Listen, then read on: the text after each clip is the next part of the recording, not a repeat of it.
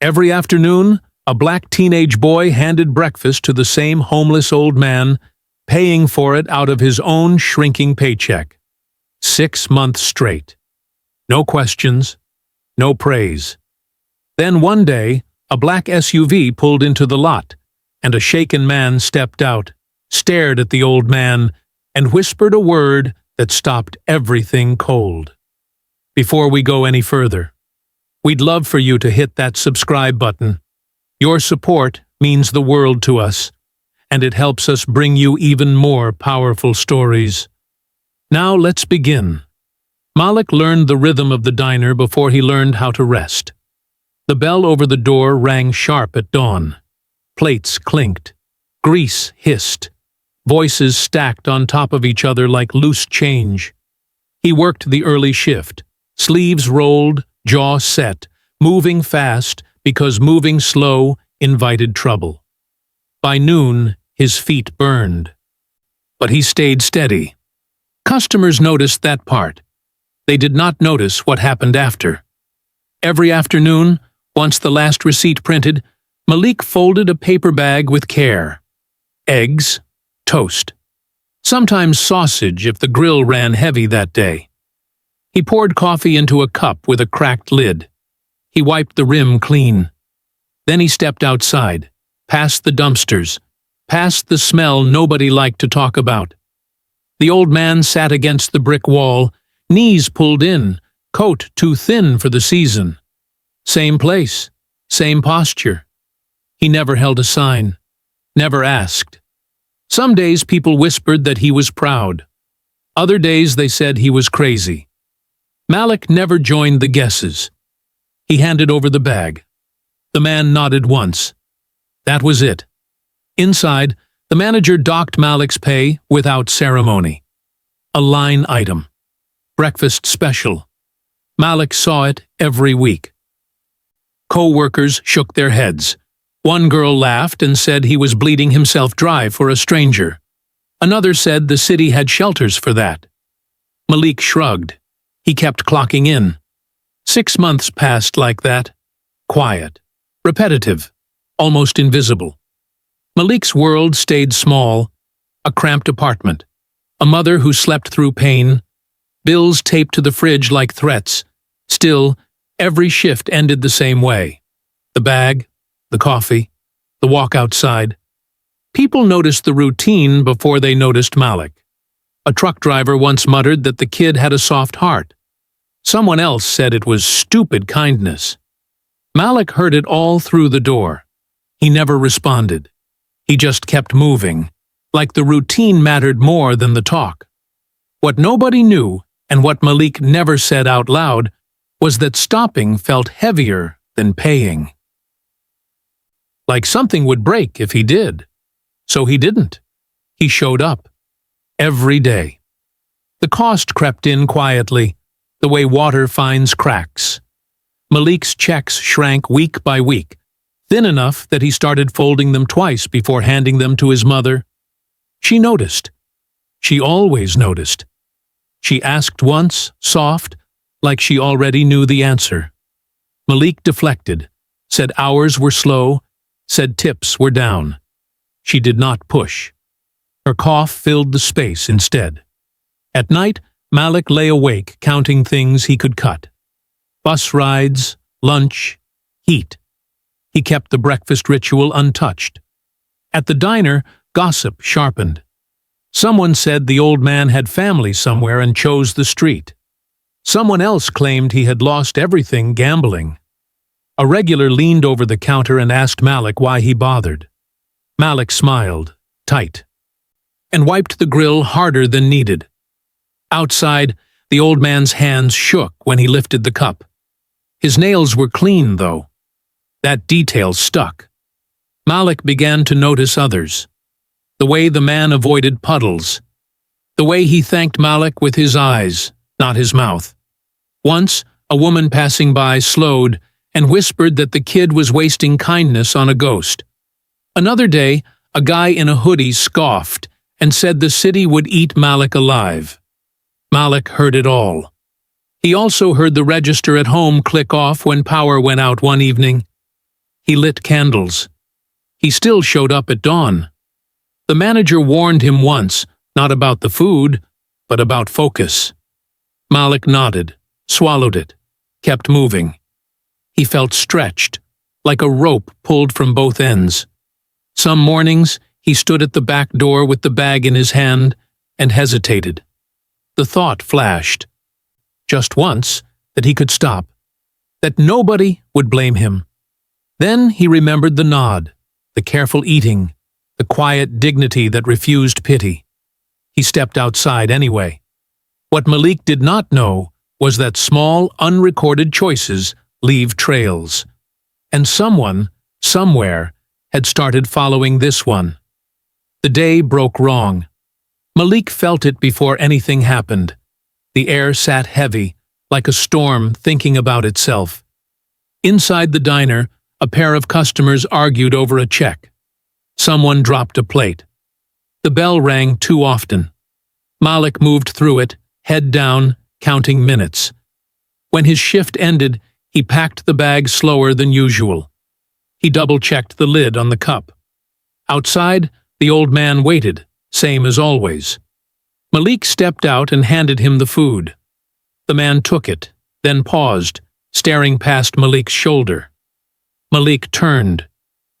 An SUV rolled in too fast for the lot, clean, black. The kind people notice without meaning to. It stopped hard. The engine stayed running.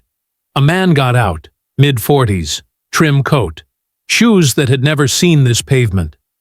He took 2 steps, then stopped like he hit glass. For a second, nobody moved. The man's face drained, his mouth opened, closed. He whispered something Malik could not hear. Then louder, breaking, he said one word. Dad. The old man blinked. He looked from the stranger to Malik. Confusion clouded his eyes. He shook his head once, slow, unsure.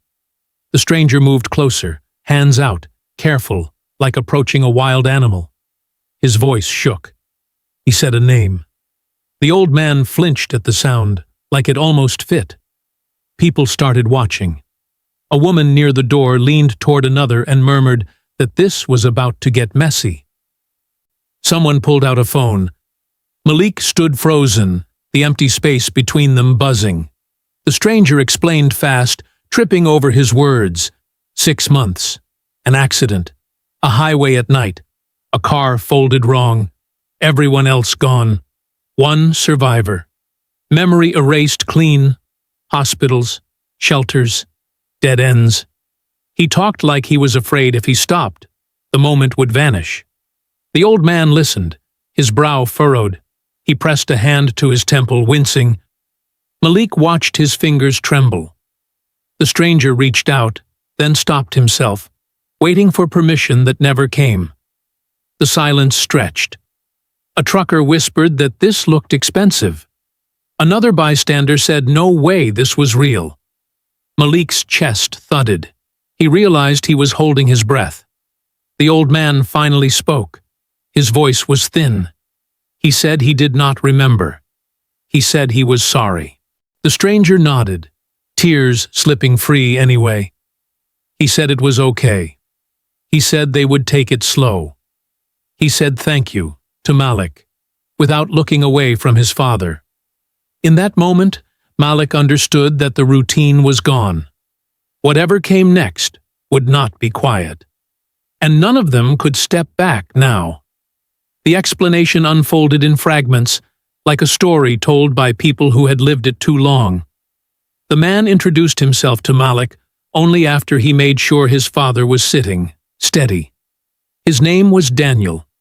He spoke low, controlled, but his hands gave him away. They never stopped moving. He said the crash happened on a stretch of highway known for blind curves. Rain. A speeding truck. One wrong second. His father survived. Barely. Head trauma. No ID on him when he wandered off from a temporary facility. By the time anyone noticed, he was gone. Daniel described the search like it was a second job that never paid. Police reports filed and refiled. private investigators who promised miracles and delivered silence, flyers taped to poles, news segments that ran once, then disappeared. Months passed, leads dried up, hope thinned. He said he slept with his phone in his hand. The break came from nowhere. A post online, a grainy photo shared by someone chasing likes, not answers. A homeless man outside a diner. Something about the posture. The coat. Daniel said his chest tightened before his brain caught up. He tracked the location. He drove through the night. He expected neglect. He braced for it. Instead, he watched from across the lot as Malik came out with the bag and the coffee. He watched the care, the familiarity, the way his father ate like he trusted the moment. Daniel said that part hurt the most and healed something at the same time. People circled closer now, curiosity louder. Someone whispered that the kid must be getting paid. Daniel shook his head. He asked Malik about the food. Malik told the truth. The deductions. The 6 months. The silence. Daniel's face hardened. Not at Malik, but at the idea of what could have happened if he had arrived later. An ambulance was called, not in panic, but in patience. The old man went willingly. Daniel rode with him, talking softly, reminding him of nothing, asking for nothing. Before the doors closed, Daniel turned back. He looked at Malik fully for the first time. He said, this mattered. He said, this would not be forgotten. As the SUV finally pulled away, the lot buzzed. Phones lowered. Opinions shifted. Someone muttered that the world still had surprises. Malik stood alone by the brick wall, unsure what to do with his hands. He clocked back in late that day. The manager glared, then hesitated. News travels fast in small places. Malik returned to work, but the routine felt different. Like something invisible had cracked open. What Malik did not see was the paperwork starting, the calls being made, the decisions forming. Consequences were moving now, quietly, toward him. The changes arrived without spectacle. No cameras, no speeches, just steady follow-through. Daniel kept his word the way serious people do. Malik learned about it in pieces. A call from a school counselor who suddenly knew his name. A letter that confirmed tuition was handled, fully, quietly. His mother's clinic visits stopped being postponed. Bills vanished from the fridge one by one. They moved a month later, not far, just better. More light, fewer sirens. Malik did not see the old man again for weeks. When he did, it was brief. A visit arranged around recovery schedules and confusion that still came and went. The man smiled at Malik, like he recognized the feeling, if not the face. That was enough. At the diner, people treated Malik differently, softer, curious. A regular slipped him a tip and said the kid had done good. Someone else said they always believed in him. Malik nodded, let it pass. He kept working until school started, until the routine changed for real. Late one evening, Malik walked past the brick wall alone. The spot was empty, clean. He stood there longer than needed. He realized the weight he had been carrying was gone, replaced by something steadier. Pride, maybe, or relief. What Malik never said, and never needed to, was that he would have done it anyway. No SUV, no reward, just the nod, the quiet eating, the choice that felt right. Some kindness asks nothing and still changes everything. If this story reminded you that small choices still matter, hold on to that. Kindness does not need an audience to count. Do what is right, even when no one is watching, because you never know whose life you are steadying in that moment. If you believe stories like this deserve to be told, subscribe to the channel and stay with us. More stories are waiting, and the next one might change how you see the world.